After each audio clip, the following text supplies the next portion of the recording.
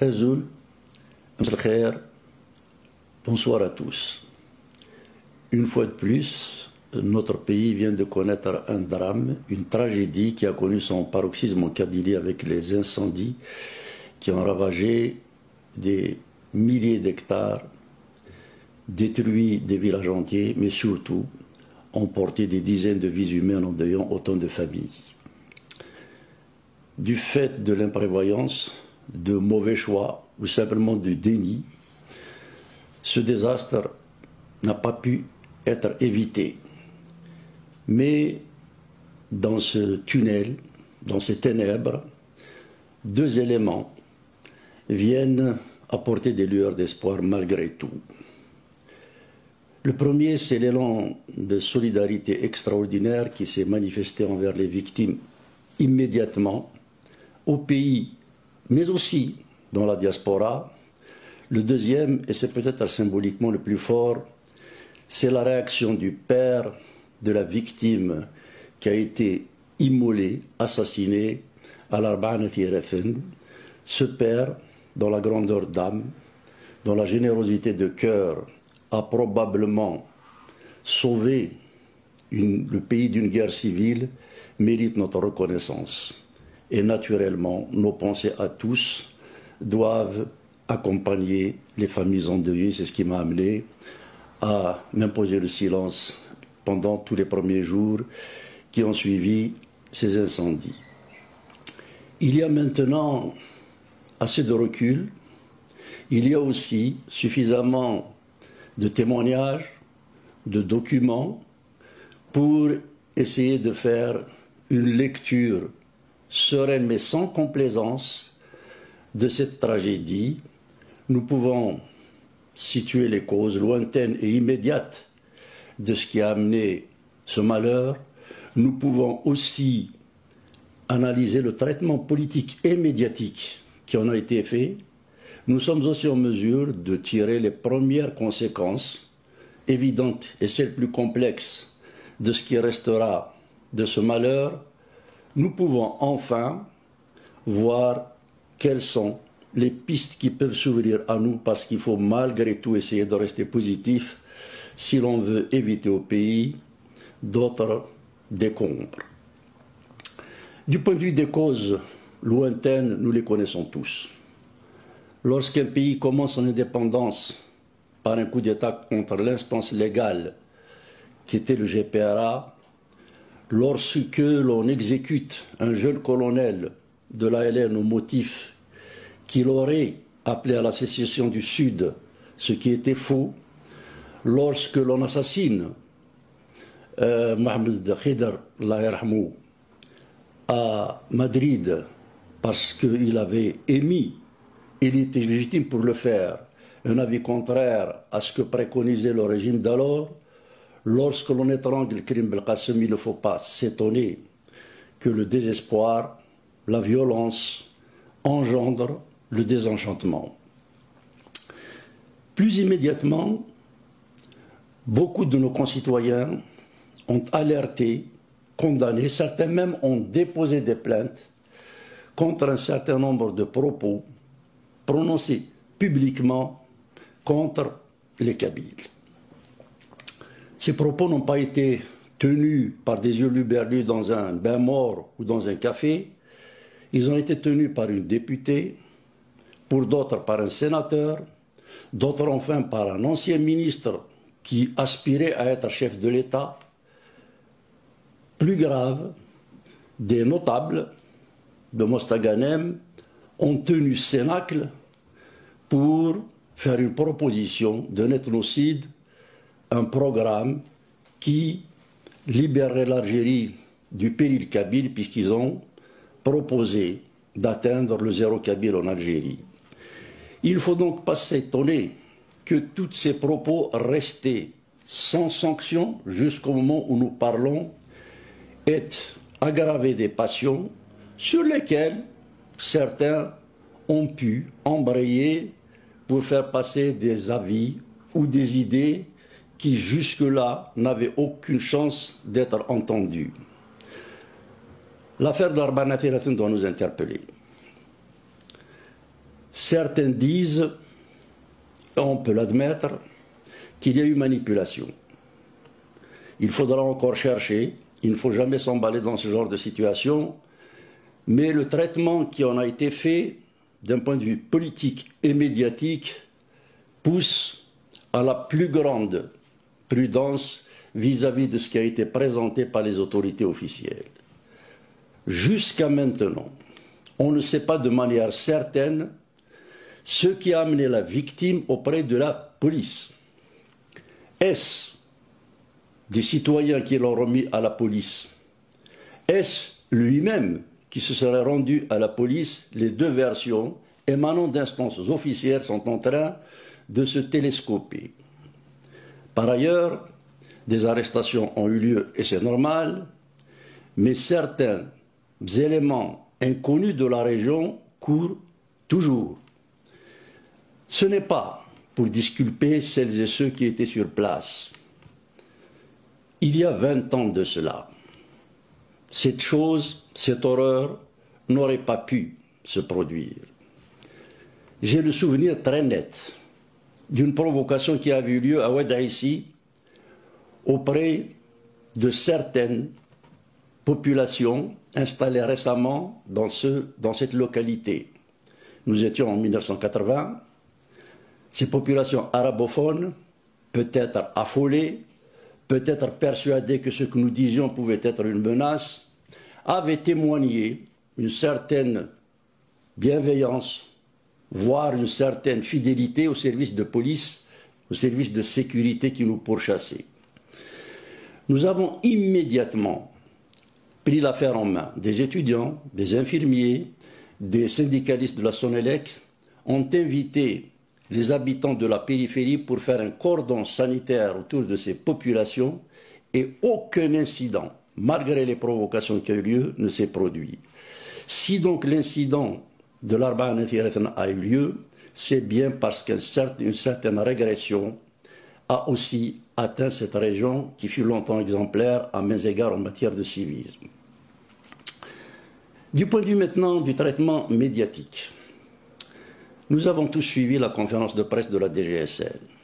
D'abord, il n'est pas normal que ce soit la police qui fasse la conférence de presse alors que l'on constate tous la discrétion de l'institution judiciaire, notamment du procureur de la République.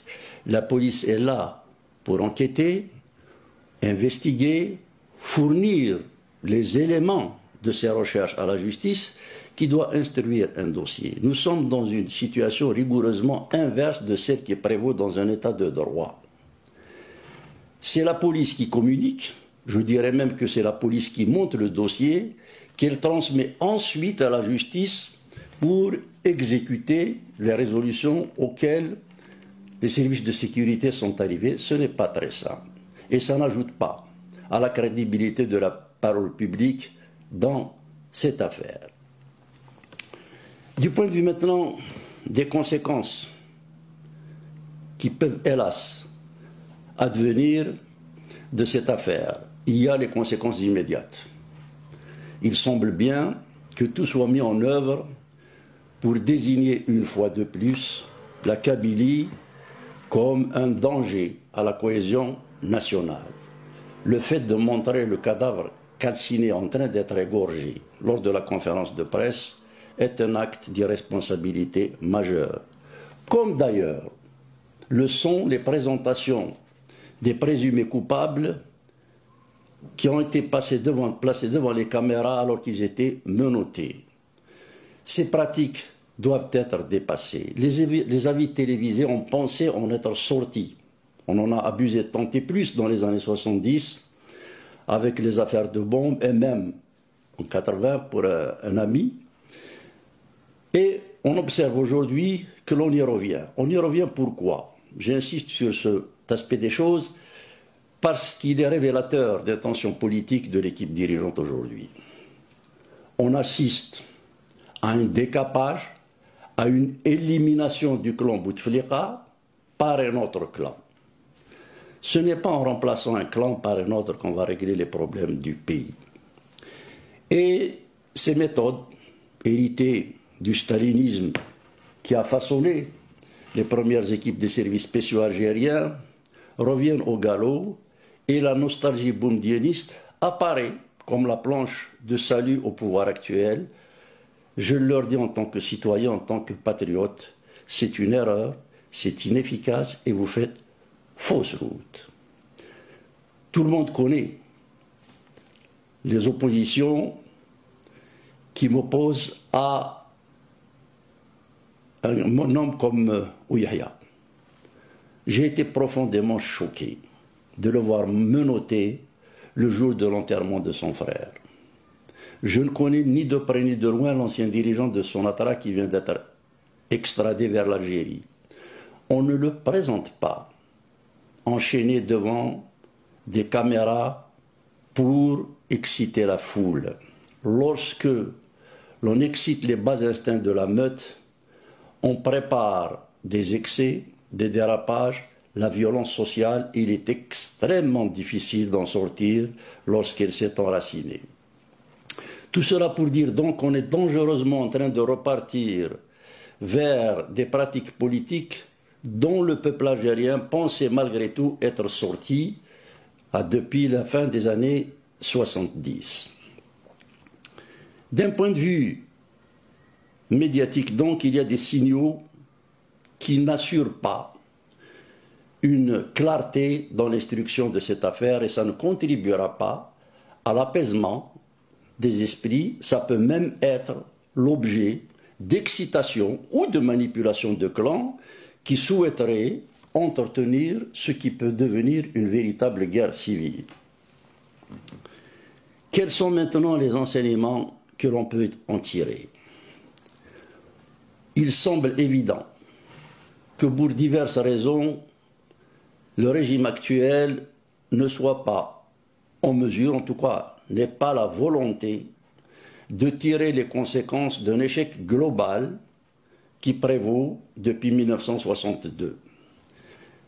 L'équipe actuelle veut restaurer le système, on l'a vu à travers la façon avec laquelle elle a traité le mouvement de février, jouant de la répression, jouant de l'usure, jouant de l'infiltration.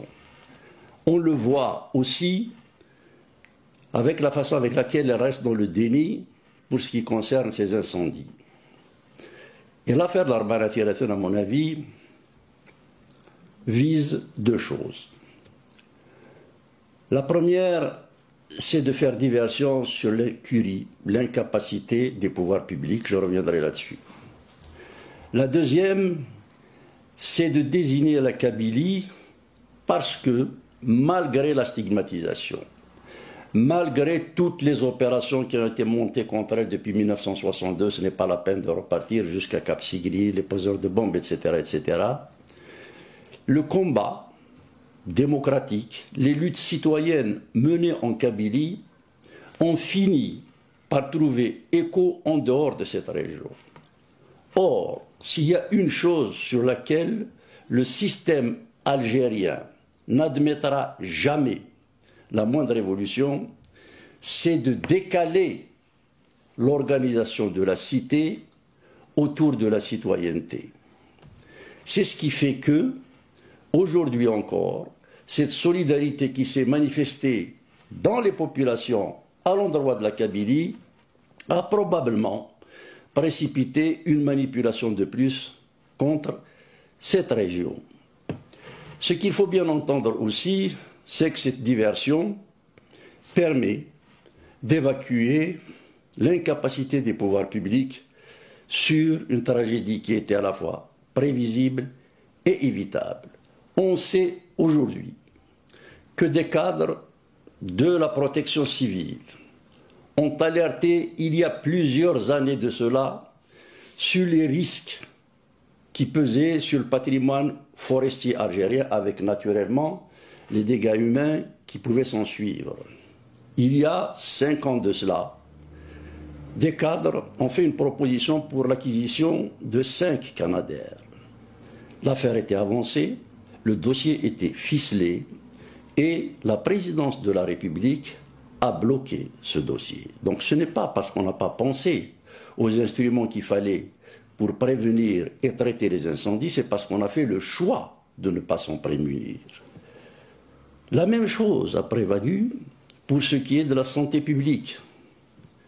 Nous savons que des contrats portant sur la réalisation de 5 CHU à Tlemcen, à Alger, à Tizi Ouzou, à Constantine et à Naba étaient finalisés et les maîtres d'œuvre étaient retenus. Ils ont été rayés d'un trait de plume pour construire la mosquée d'Alger. On ne peut donc pas s'étonner qu'il manque des lits aujourd'hui. Ce sont des choix qui ont été faits, assumés, et on n'a pas entendu. Beaucoup de dirigeants sont désolés ou démissionnés devant des erreurs ou des fautes d'une telle gravité. Il est donc trop facile de faire supporter aujourd'hui le poids de l'impasse algérienne au seul Bouteflika. Ce n'est pas pour défendre, mais celles et ceux qui peuvent aujourd'hui revenir et qui pour certains sont revenus aux affaires l'ont applaudi, se sont inclinés devant ce poster et on peut supposer que ces clientèles aboieront avec férocité contre ceux qui sont aujourd'hui leurs tuteurs. Tout ça pour dire qu'il faut sortir de cette sous-culture politique, sinon nous allons dans le mur. Les dirigeants, comme nous les citoyens, vous n'avez pas le droit, vous ne pouvez pas rester dans ce déni. On a avancé des arguments en disant que l'Algérie avait une topographie qui ne se prête pas à l'utilisation des canadaires parce que le relief était montagneux, parce qu'il y avait des villages ici et là, etc., etc. Je ne suis pas un spécialiste en la matière, je me suis simplement renseigné. C'est quand l'accès aux incendies est difficile, c'est-à-dire lorsque le relief ne s'y prête pas, qu'il faut utiliser les canadaires. Il y a des maisons partout. Il y en a en Grèce, il y en a en Italie, il y en a en France, dans le sud en tout cas, il y en a au Portugal. Ils ont utilisé les canadaires. Et s'il faut évacuer une maison ou un village le temps que l'on fasse le largage, il faut le faire. Mais continuer à dire aujourd'hui qu'il ne faut pas avoir de canadaires pour ne pas perdre la face, c'est préparer de nouveaux drames. Demain, c'est tenté qu'il y a quelque chose encore à brûler. Mais nous replanterons, nous reboiserons. Et il faut au moins éviter que cet effort qui nous attend ne parte en fumée demain du simple fait de mauvais choix politiques ou bien de priorités qui n'ont pas lieu d'être. Messieurs les dirigeants, je vous parle en tant qu'Algérien, je m'adresse à vous en tant que citoyen. Et donc c'est de citoyen à citoyen que je m'adresse à vous. Ce n'est pas parce que vous ne lisez pas les choses dans la presse qui est maintenant muselée que les Algériens ne parlent pas entre eux. Je vous livre un message que m'a envoyé un Algérien. Un Sukhoi dans l'armée algérienne est doté, vaut, dans la meilleure de ses gammes, semble-t-il, 53 millions de dollars. Un Canadair, dans la meilleure de sa version, dans sa dernière version, vaut entre 32 et 34 millions de dollars. Il y a possibilité d'acquérir des occasions rénovées par le constructeur lui-même. Vous n'avez donc aucune excuse de ne pas avoir doté notre pays de ces appareils qui sont utilisés dans l'ensemble du bassin méditerranéen. Je ne vous ferai pas de procès parce que c'est vrai que les erreurs, les fautes récurrentes qui sont commises sont inscrites dans le gène de la matrice du système politique algérien. Mais on peut au moins faire l'effort d'en sortir. Je vous en conjure. Oubliez que vous êtes au pouvoir aujourd'hui. Vous ne serez peut-être pas demain. Oubliez les coquetteries par lesquelles on a censuré la parole des citoyens parce qu'ils parlent. Nous savons tous que le budget de l'armée algérienne évolue entre 25 et 30%. Aucun pays ne peut tenir longtemps avec de tels chiffres. Les pays démocratiques tournent entre 2 et 4%. Même la Turquie, même après la folie militariste d'Erdogan à la suite du coup d'État avorté de 2016, tourne, selon les avis spécialisés, autour de 9%. Nous ne pouvons pas hypothéquer le destin d'un pays par un surarmement qui n'a pas lieu d'être et qui en plus est inefficace. Il faudra donc que tout cela soit mis à plat parce que nous devons discuter. Si nous ne discutons pas, calmement, posément, sans colère, mais pour le bien de notre pays et de notre nation, cela veut dire que nous n'avons tiré aucune leçon de nos erreurs et je me mets dans la responsabilité des erreurs qui ont été commises parce que nous sommes tous, peu ou prou, responsables d'un tel désastre, d'une telle impasse. Il y a possibilité de réparer de tels dégâts. Il y a possibilité de permettre à l'Algérie indépendante de naître parce que politiquement, démocratiquement, culturellement, socialement, elle n'est pas encore née. Nous devons savoir que nous devons tout remettre à plat. Que faire concrètement? Qu'est-ce qui peut nous permettre de rebondir? De la lucidité, du courage certainement, de l'intelligence et de l'écoute les uns envers les autres. Il ne s'agit pas de s'accabler, il ne s'agit pas de s'investiguer, il s'agit simplement de savoir que le déni ne peut plus nous permettre d'avancer parce que nous sommes au bout du bout.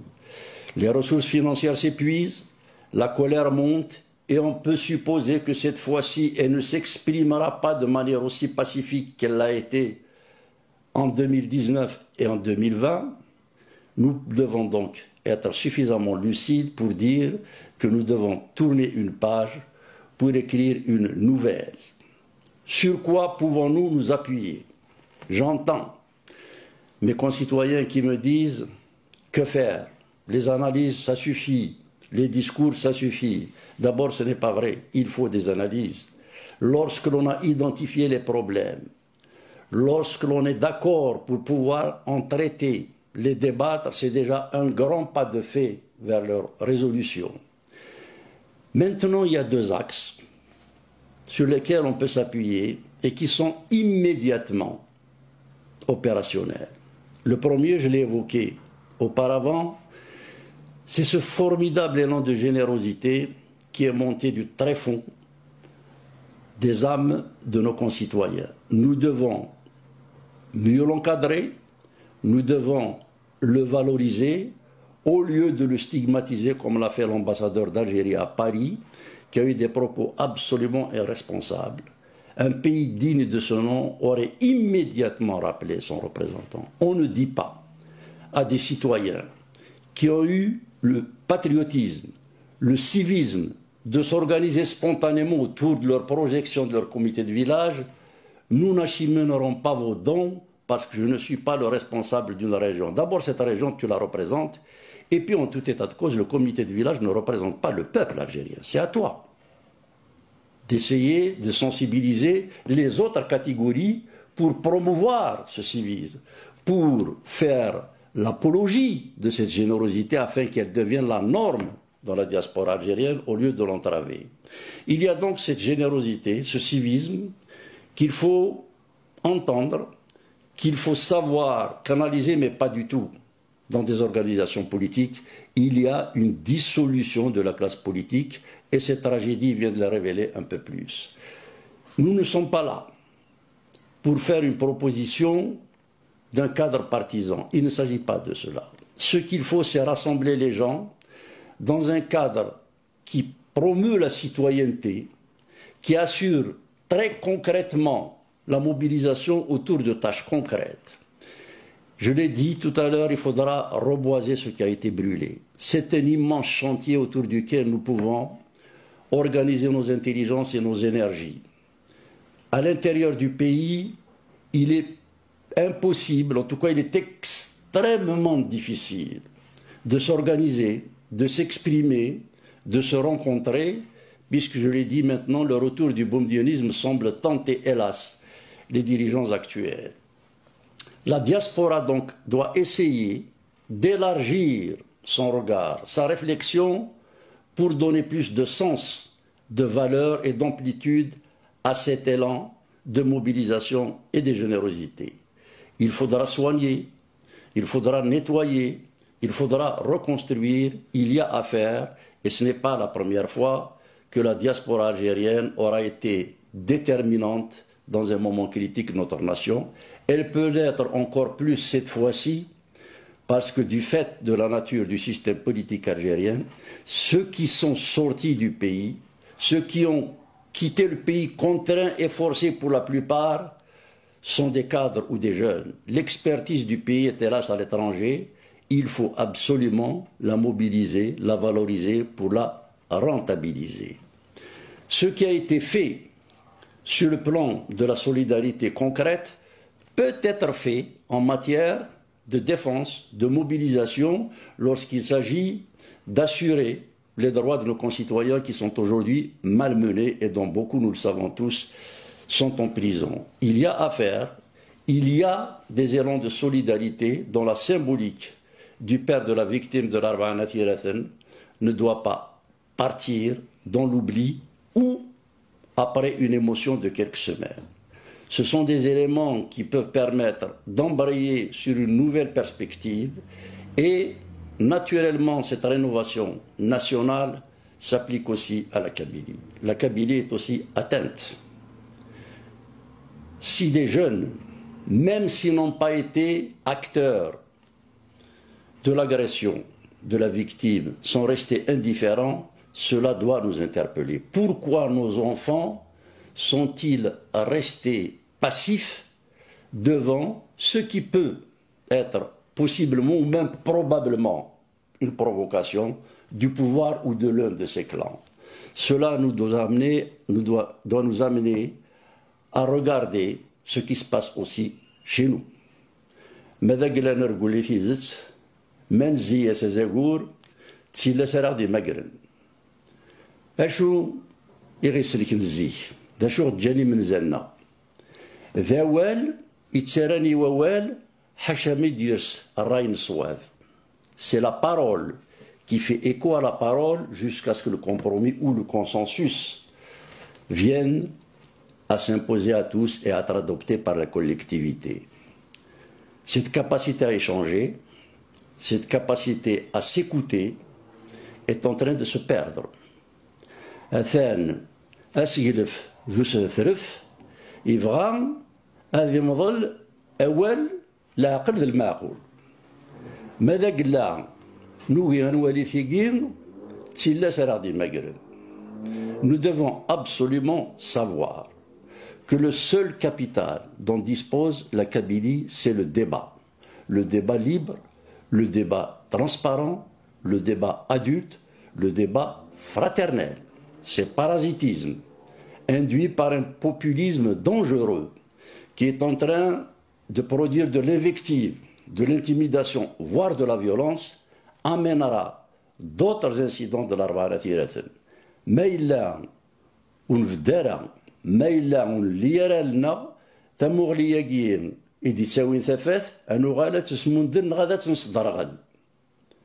Nous devons absolument veiller à restaurer rapidement la parole libre, publique,